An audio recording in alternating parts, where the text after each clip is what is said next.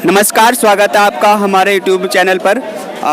आज की इस वीडियो में मैं जो है आपको बताऊंगा कि जो भ्रष्टाचार है वो क्यों फैला हुआ है और कितना हद तक फैला हुआ है और उसको ख़त्म करने में क्या क्या चीज़ें होनी चाहिए, क्या क्या इम्प्लीमेंटेशन होना चाहिए। तो पब्लिक का जो है हम रिव्यू लेते हैं इस बारे में। नमस्कार, आपका नाम? जय हिंद, जय भारत, जय श्री राम। मैं सन्नी कांचिब।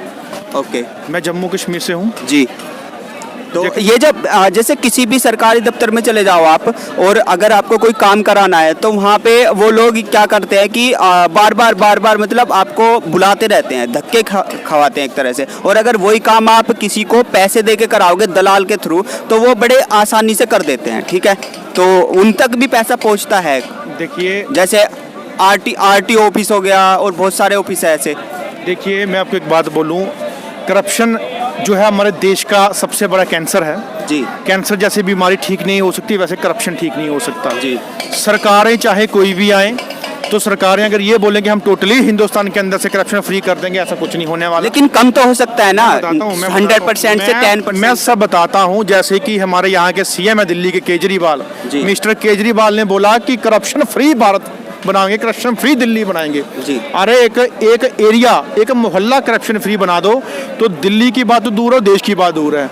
और कुछ लोग यहाँ कहते हैं भ्रष्टाचार, लोग बोलते हैं कि हम करप्शन फ्री बनाएंगे। अरे करप्शन फ्री बनाने के लिए सबसे पहले लोगों के, जितने भी समाज के लोग हैं, हिंदुस्तान के वासी हैं, पहले उनको सोचना चाहिए कि हमने जिसको करप्शन देनी है क्या हम उसको दें या ना दें।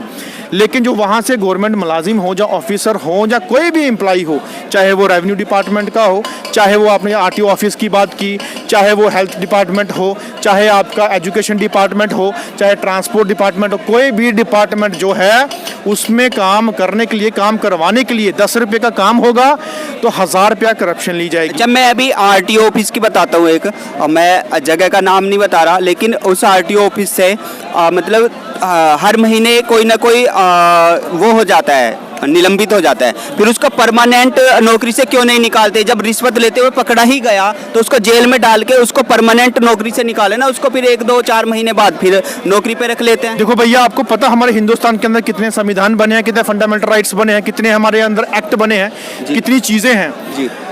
अगर हमारे लोगों को इस एक्ट या कोई फंडामेंटल राइट्स की या कॉन्स्टिट्यूशन की अगर अवेयरनेस नहीं होगी, वो बिकता जाएगा, वो हमेशा बिकता जाएगा, वो कभी नहीं उसके खिलाफ आवाज उठा पाएगा।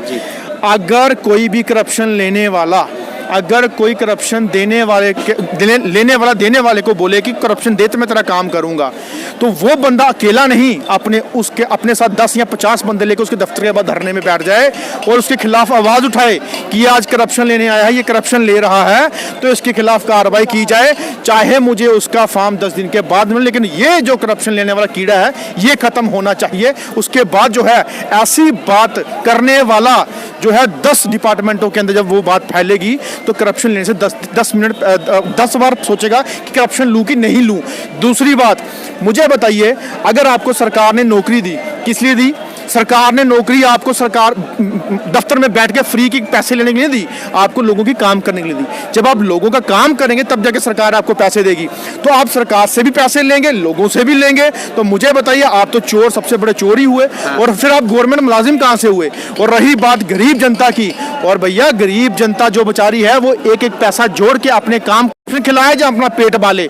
तो जिसके चलते हमारी सरकारों ने जो है काफ़ी योजनाएं बनाई है, जिसके तहत आप उस मुलाजम की वाट लगा सकते हो, जिसमें हमारे सीबीआई डिपार्टमेंट हैं, क्राइम ब्रांच डिपार्टमेंट हैं, हमारी और डिपार्टमेंट हैं जो उनको आप कंप्लेन करके उनको पकड़ सकते हैं। लेकिन जागना पड़ेगा हमारे देश के एक वासी को कि करप्शन ले मांगने वाले के खिलाफ ऐसी कार्रवाई होनी चाहिए तो वो दोबारा कभी जिंदगी में करप्शन नहीं ना मांगे। और मुझे बताइए, जब मैंने पहले आपको एक बात बोली कि जो गवर्नमेंट नौकरी लेने वाला करप्शन दे के लगेगा तो वो करप्शन ही आगे सोचेगा, ईमानदारी से नहीं।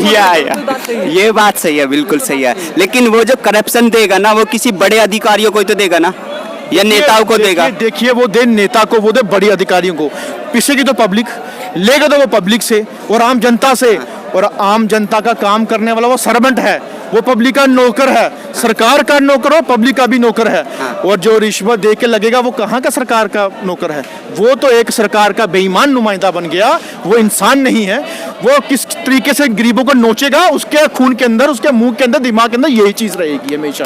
तो इसलिए हमारे संविधान में एक बहुत बड़ी बात है जो ये चीज़ होनी चाहिए कि करप्शन देने और लेने वाला दोनों को जो है कानून सख्त से सख्त सजा देनी चाहिए कि दोबारा करप्शन का नाम ही ना ले। दोनों के लिए कानून होने बिल्कुल, क्योंकि अगर करप्शन हम देंगे बढ़ावा उसको भी मिलेगा कि हाँ मुझे दे रहा है मैं क्यों रोकूं। अगर आप करप्शन ना दो उसके खिलाफ आवाज उठाइए। आज के जमाने में इस देश के अंदर सोशल मीडिया का जमाना है, सारे भाइयों का बोलने का हक है, अधिकार है, डेमोक्रेसी है, लोकतंत्र है, तो आप बोलिए। अगर आप चुप रहेंगे तो सहते रहेंगे, गुनाह और बढ़ता रहेगा। अगर आप एक बार बोल देंगे तो वो गुनाह छुप जाएगा। बिल्कुल बिल्कुल, आप कुछ कह रहे थे? इतना अच्छा बोल रहे अच्छा ठीक है। तो इसलिए हम चाहते हैं कि करप्शन जो है समाज हमारा मिलजुल के जो है वो ख़त्म कर सकता है। ये इनके ऑर्डर से या सरकारों की कहने की बात नहीं, हम खुद अपने दम से खड़े होके इकट्ठे होके पूरे देशवासी इसके खिलाफ अगर लड़ाई लड़ेंगे तो हम कामयाब होंगे। लोगों को अवेयरनेस होना चाहिए, अवेयर होना चाहिए कि किस कानून को किस तरीके से आपने यूज़ करना है। बिल्कुल, धन्यवाद जी। तो हमारी ये न्यूज़ ये वीडियो अच्छी लगी हो तो इसे लाइक कर देना, शेयर कर देना और हमारे चैनल को सब्सक्राइब करके बेल आइकन का बटन प्रेस कर देना।